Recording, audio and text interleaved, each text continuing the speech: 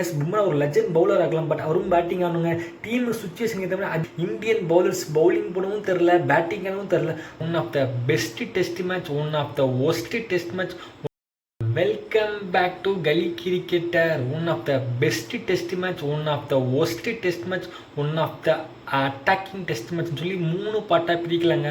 இன்றைக்கி இந்தியா என்ன பண்ணாங்க, ஃபஸ்ட்டு செஷனில் எப்படி கேஎல் ராகுலும் ரிஷப் பண்ட்டும் 23 ஓவர் ஆடி 61 ரன் அடிப்பாங்க.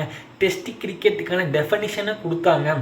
அடுத்த செஷன் என்னாச்சு, பண்ட் அட்டாக்கிங் கிரிக்கெட் ஆனார். கிளாஸி ரோல்ஸ் ராய்ஸ் ராகுல் அவரோட டெஸ்ட் மேட்சை காட்டினார்.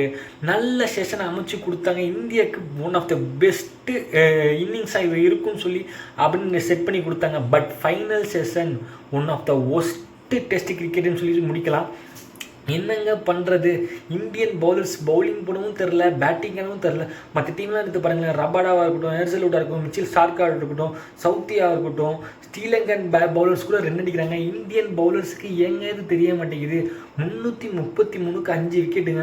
அங்கேருந்து 335க்கு 6, 349க்கு 7, 349க்கு 8, 340க்கு 9ன்னு சொல்லி படன்னு விக்கெட்டு விடுறாங்க. ஒன் ஆஃப் த ஒஸ்ட் டெஸ்ட்டுக்கு. அதாவது உங்களுக்கு பவுலிங் தான் போடத்தில்ல, பேட்டிங்னாச்சும் ஆடுங்களா, பேட்டிங்னாச்சும் ஆட கற்றுக்கணும்னு சொல்ல மாதிரி இருக்குது. எஸ் பும்ரா ஒரு லெஜண்ட் பவுலர் ஆகலாம், பட் அவரும் பேட்டிங் ஆடணுங்க. டீம் சுச்சுவேஷன் ஏற்ற மாதிரி அட்ஜஸ்ட் பண்ணிக்கணுங்க. நான் 2க்கு தான் போவேன். எப்படிங்க, one of the finest all rounder நம்ம டெஸ்ட்டில் நம்பர் 1 ஆல்ரவுண்டருங்க ரவீந்திர ஜடேஜாங்க இருக்கும்போது நீங்கள் என்னங்க பண்ணீங்க பும்ரா? அதே மாதிரி பிரதீப் கிருஷ்ணா நல்லா ஆடிட்டு இருந்தார். திடீர்னு இங்கே வந்து பேர் வந்துச்சுன்னு தெரில, அதே மாதிரி அவுட் ஆகிட்டு போகிறாரு. அதாவது ஒரு டெஸ்ட் மேட்ச்சில் தொடர்ந்து ஒரு ஓவரில் 3 விக்கெட் வரலாம், அது மன்னிக்கவே முடியாத விட்டுறாங்க. பட் கிளாஸிக் ரோல்ஸ் ராய்ஸ் ராகுல் அவர் ஒரு ஃபென்டாஸ்டிக் கிளாஸை காட்டி 100 போட்டார். 1 செகண்ட் ரிஷப் பண்ட் அவர் ப்ரூவ் பண்ணாரு, நான் டெஸ்ட் கிரிக்கெட்டில் கிங்னு சொல்லிட்டு. 371 சேஸபுளா? எஸ் சேஸபுள் தான். இங்கிலாந்து சேஸ் பண்ணியிருக்காங்க. இன்னைய நாள் முடியல 6 ஓவருக்கு 21க்கு நோ லாஸ்ன்னு இருந்தாங்க. ஆக்சுவலாக இன்றைக்கி இந்தியா ஃபுல்லாக பேட்டிங் ஆடிந்து ஒரு 400 420 அடிச்சிருந்தாங்கன்னா கம்ஃபர்டபுளாக சொல்லலாம் இந்தியா வின் பண்ணும் இல்லை ட்ரான்னு சொல்லிட்டு. இப்போ 350 தான் அடிக்கணும். 90 ஓவருக்கு 350 இங்கிலாந்து அடிச்சிருக்காங்க. அதுவும் யாரோட, ஆஸ்திரேலியாவோட அடிச்சிருக்காங்க. இங்கிட்ட பார்த்தீங்கன்னா பவுலிங் போகிறதுக்கே ஆள் இல்லை. அதாவது 90 ஓவரில் 30 ஓவர் 33 ஓவர் பும்ராட்டெல்லாம் கொடுத்தாங்கன்னா அவ்வளோதான், பும்ரா டெஸ்ட் சேர்ந்து டீம் வந்து எடுத்துடலாம், அந்தளவுக்கு இருக்கும். நீங்கள் ஜெயிக்கிறீங்களோ தோக்குறீங்களோ பும்ராவுக்கு 20 ஓவர் கொடுங்க, இல்லை அதுக்கும் கம்மியாக கொடுங்க, அதை கொடுங்க. நீங்கள் அவருக்கு ஓவர் லோட் கொடுத்து அவரை வந்து அடுத்து இந்த சிஎஸ் விட்டு விலக வச்சிடாதீங்கன்னு சொல்லணும். ஜடேஜா கையிலையும் பும்ரா கையிலையும் தான் நமக்கு டே 5 மேட்ச் இருக்குது.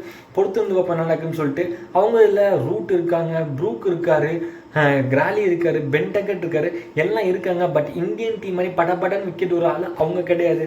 போன மேட்சே காட்டினாங்க. அதாவது அவங்க லோயர் மிடில் ஆர்டர், அதாவது எப்படி சொல்கிறது, 8, 9, 10 பேட்ஸ்மேன்லாம் 40 ரன் சேர்த்தாங்க. இந்தியாவுக்கு அப்படி சேர்க்கறதுக்கு அதாவது ஒரு வரப்பிரசாதமாக ஆயிடுச்சு இந்தியாவுக்கு. பொறுத்திருந்து பார்ப்போம். நாளைக்கு நான் வந்து இன்னமும் ஃபேவர் பண்ணுறேன், இந்தியா ஜெயிப்பாங்கன்னு சொல்லிட்டு. என்ன நடக்குது நாளைக்கு பார்ப்போம். இந்த வீடியோ பிடிச்சா லைக் பண்ணுங்கள், கிரிக்கெட் பார்க்கலாம், ஷேர் பண்ணுங்கள், மறக்காம சப்ஸ்கிரைப் பண்ணுங்கள். Thank you guys.